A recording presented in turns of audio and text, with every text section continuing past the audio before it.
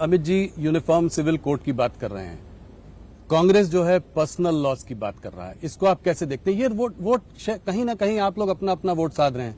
अपना अपना वोट नहीं, यूनिफॉर्म सिविल कोड हमारे संविधान का मैंडेट है जी। गाइडिंग प्रिंसिपल्स जो है, हमारे मार्गदर्शक सिद्धांत जो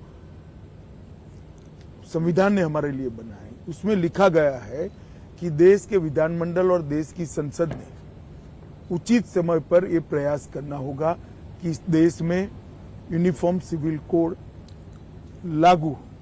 मुझे लगता है उचित समय आ गया है, और यह आज से हम नहीं कह रहे जी। हमारी पार्टी बनी इसके पहले घोषणा पत्र में था कि देश में धर्म के आधार पर कानून नहीं होना चाहिए, यूनिफॉर्म सिविल कोड होना चाहिए। अगर ये देश पंथ निरपेक्ष है तो धर्म के आधार पर कानून कैसे हो सकते हैं? जी, नहीं होने चाहिए। सलमान खुर्शीद जी ने अभी कुछ दिनों पहले उनका स्टेटमेंट जो है वायरल हो रहा है, वो ये कह रहे थे कि यूपीए 1 और यूपीए 2 की गवर्नमेंट जो बनी वो सिर्फ इस वजह से बनी क्योंकि it could claw back enlightened Muslim into its fold, Congress could claw them back into their fold. इसको आप कैसे देखते हैं? इसके आधार पर ही शायद उनका घोषणा पत्र बना है। सलमान खुर्शीद जी ने घोषणा पत्र ऐसा क्यों बना, इसका रहस्य ही खोल दिया है। वो फिर से करना चाहते हैं, मगर उनको मालूम नहीं है देश की जनता जागरूक हो गई है। आपकी अपीसमेंट की पॉलिसी अब इसलिए सफल नहीं होगी कि एक अपीसमेंट जब आप करते हो तो दूसरा वर्ग जागृति के साथ काउंटर प्रोडक्टिव रूप से लामबंद होता है जी। अब ये सफल नहीं होंगे। इधर बीच घुसपैठियों की बात हो रही है, आपने सीए इंप्लीमेंट किया, मैनिफेस्टो में एनआरसी की कोई चर्चा नहीं है, ऐसा क्यों? देखिए, सीए का इम्प्लीमेंटेशन कोविड के कारण लेट हुआ है, और हम मानते हैं कि पहले सीए को जमीन पर उतारना चाहिए। वो प्रक्रिया अब चल रही है, और जहां तक घुसपैठ का सवाल है, अब देश के एक ही राज्य से घुसपैठ हो रही है, बंगाल से जी। क्योंकि ममता बनर्जी की सरकार का उस पर वृहद हस्त है। वो घुसपैठियों में अपनी वोट बैंक दिख रही है। उनको घुसपैठ में राष्ट्रीय सुरक्षा खतरे में है वो नहीं दिखाई पड़ता है। उनको लगता है कि मेरे वोट बढ़ रहे हैं। न केवल बंगाल, समग्र देश के लिए ये बहुत खतरनाक सोच है। मैं बंगाल की जनता को हृदय से अपील करना चाहता हूं कि इस बार भारतीय जनता पार्टी को सफल बनाइए, इसके बाद वहां भाजपा सरकार बनाइए। हम ऐसी बॉर्डर बनाएंगे कि परिंदा भी पैर नहीं मार पाएगा। इसीलिए सीए का दमखम से वो विरोध भी कर रही हैं। वो इसीलिए वो कर रही है। वो कह रही हैं कि जो है हम सीए कभी इंप्लीमेंट नहीं होने देंगे। उनको मालूम नहीं है नागरिकता सेंट्रल सब्जेक्ट है, इसमें स्टेट को कुछ करना ही नहीं है। शायद मालूम है, मगर माइनॉरिटी को गुमराह करने के लिए वो बोल रही। अमित जी, 22 जनवरी को राम मंदिर में प्राण प्रतिष्ठा हुई, ये आपका एक बहुत बड़ा वादा था जो आपने निभाया, मगर ऑपोजिशन ये कहती है कि आज इस चुनाव में आप राम के नाम पर वोट मांग रहे हैं।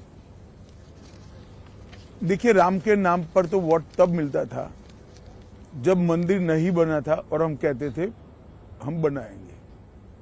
हमने तो वोट लेने का कारण ही समाप्त कर दिया। ऑपोजिशन को चिंता इसलिए है और पूरा देश उनसे नाराज इसलिए है कि जब राम मंदिर बना, शांतिपूर्वक तरीके से बना, संवैधानिक रूप से बना और प्राण प्रतिष्ठा हो रही थी, इन्होंने प्राण प्रतिष्ठा का बहिष्कार किया। माइनॉरिटी के डर से वो प्रभु श्री राम की प्राण प्रतिष्ठा में नहीं गए, इसलिए पूरा देश उनसे नाराज है।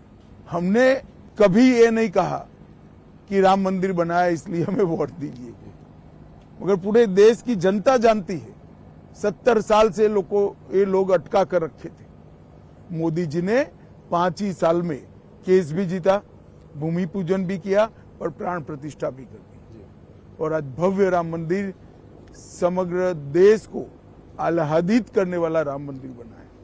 अमित जी, एक आखिरी सवाल हिंदू मुसलमान की जो चर्चा रही उस पर मुझे आपसे पूछना है। प्रधानमंत्री ने पिछले साल, 1 साल पहले पासमानदा मुसलमानों को एक आउटरीच भी किया, उनके उनके उनके बारे में बातचीत भी की, उनके बारे में वो सोचते भी काफी हैं। एक तरफ ये बात हो रही है और एक तरफ ये, इसमें कॉन्ट्राडिक्शन नहीं है? जरा भी नहीं। प्रधानमंत्री जी ने सिर्फ पसमानदा मुसलमानों को आउटरीच नहीं किया है जी, ट्राइबल्स को भी किया है, दलित को भी किया है, पिछड़ा वर्ग को भी किया है, गरीबों को किया है, किसानों को किया है, मातृशक्ति को, महिलाओं को किया है, युवाओं को भी किया है। वो उनका काम है, दायित्व है। जी, विकास की रेस में जो पिछड़े हैं इनको सबके साथ एक लाइन में लाकर खड़ा करना वो सरकार का दायित्व है। मुझे इसमें कोई अंतर्विरोध नहीं दिखाई पड़ता। माहौल चुनाव का है और आप हमारे साथ हैं। आपके प्रेडिक्शंस जो है, बहुत दिनों तक बात करते हैं लोग कि अमित जी ने पहले ये बोला था, ये सही हुआ। तो कुछ स्टेट्स पर जाते हैं, गुजरात में हैं आपके साथ, तो गुजरात से शुरुआत करते हैं।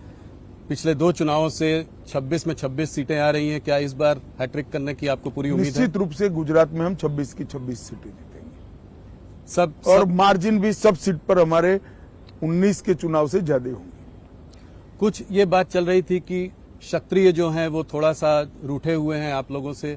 आप देखिए, उनके लिए कुछ संदेश? हम बरोबर संवाद कर रहे हैं उनसे। जी, मुझे पूरा भरोसा है सब चीजें अपनी जगह पे ठीक होगी। हम 26 की 26 सीटें भी जीतेंगे और हमारे मार्जिन्स में भी बढ़ोतरी होगी। कर्नाटका की ओर चलते हैं। कर्नाटक का चुनाव आपके लिए बहुत अहम है। पिछली बार आप लोगों की वहां बड़ी जीत हुई थी। स्टेट असेंबली इलेक्शंस में आपकी हार भी हुई है हाल फिलहाल में। तो ऐसे में आप कर्नाटका को कैसे देखते हैं? खास करके अभी एक बहुत देवन्ना जी का एक आज आपने उस पर प्रेस कॉन्फ्रेंस में आपने बयान भी दिया है। तो आप जो प्रताड़ित महिलाएं हैं, जो उसको आप कैसे देखते हैं? क्या क्योंकि वो आपके जो वहां पे सदस्य हैं, आपका वहां उनसे अलायंस है, तो आप कोई अलायंस के प्रेशर में आ जाएंगे? क्या कठोर कदम उठाएंगे आप? मैंने आज सुबह ही भारतीय जनता पार्टी का रुख स्पष्ट कर दिया है। कठोर से कठोर कदम उठाने चाहिए, मगर प्रियंका जी और राहुल जी ये कह रहे कदम क्यों उठाए नहीं जा रहे हैं। शायद उनको मालूम ही नहीं है पोजीशन। स्टेट का law and order state government को संभालना होता है और वहां उनकी सरकार है। कदम उनको उठाना है, हमें नहीं उठाना है जी। परंतु भारतीय जनता पार्टी इस घटना की घोर निंदा करती है और किसी भी हालत में कोई भी हो इसको सहन नहीं किया जा सकता और कठोर से कठोर कदम उठाने चाहिए। और भारत सरकार के विमेन कमीशन ने आज कर्नाटक स्टेट गवर्नमेंट को नोटिस भी निकाल दिया है। तो अलायंस का कोई प्रेशर नहीं है, कोई उसके दबाव में आप कभी नहीं आएंगे इस मामले में? ना हम पर दबाव है, ना हम दबाव में आएंगे। एक और कांड हुआ था, नेहा हिरमत वाला किस्सा, जिसको कि एक लव जिहाद का कलर मिला है। कलर नहीं भाई जी, ये पक्का मामला ही लव जिहाद का है। यही मैं आपसे जानना चाहता था, इस पर अगर आप कुछ बता सके, क्योंकि सीएम और होम मिनिस्टर ने कहा ये पर्सनल मामला है। वो अपनी माइनॉरिटी वोट बैंक के कारण ऐसा कह रहे हैं। मुझे एक बात बताइए, बच्ची को, किसी भी बच्ची को कॉलेज में सुरक्षा कैंपस में मिलनी चाहिए या नहीं मिलनी चाहिए? जी, इस तरह से हत्या होती है और उसको पर्सनल मामला बताकर इस सामाजिक दूषण से आप नजरें चुरा रहे हैं केवल वोट बैंक के लिए। उनको तो बम ब्लास्ट होता है, वो भी गैस सिलेंडर का ब्लास्ट लगता है। जब एनआईए जांच लेती है तो पूरा पकड़ा जाता है। बेंगलुरु में 10 साल से बम ब्लास्ट नहीं हुए थे। इनकी सरकार आई, एसडीपीआई का समर्थन लिया और अब बम ब्लास्ट होने लगे।